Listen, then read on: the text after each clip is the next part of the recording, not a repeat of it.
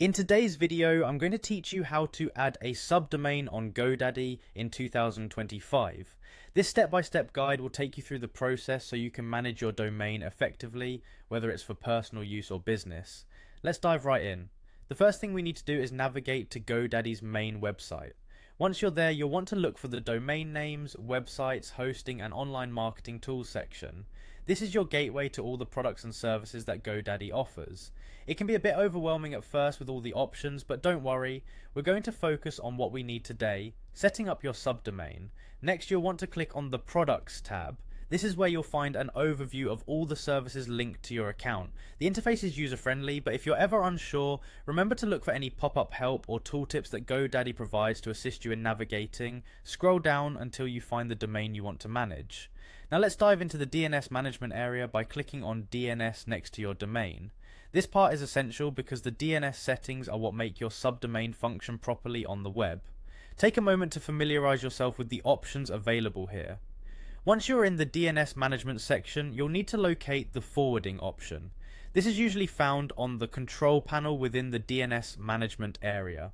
Go ahead and click on forwarding, which will expand the menu and show you more options related to forwarding the domain. After that, you'll see an option for add forwarding. This is crucial because it's where you'll begin the process of specifying where your new subdomain will point. Clicking on this will bring up a simple form asking for the necessary details of your subdomain. Go ahead and add your subdomain in the provided field. A subdomain is simply an extension of your main domain, kind of like adding a new room to your house.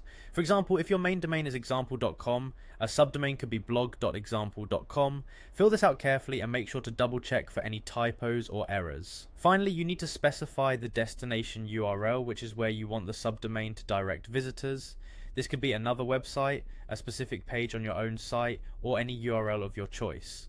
Enter the destination URL into the field, and once again ensure everything is typed correctly. Typos here could lead users to the wrong place entirely. And that's it! With these steps, you've successfully added a subdomain to your Godaddy account. This setup can be powerful for organization, SEO, or simply creating new sections of your existing site. If you found this guide helpful, make sure to check our channel for more tutorials, or drop a comment if you need further assistance. Thanks for watching, and happy domain managing!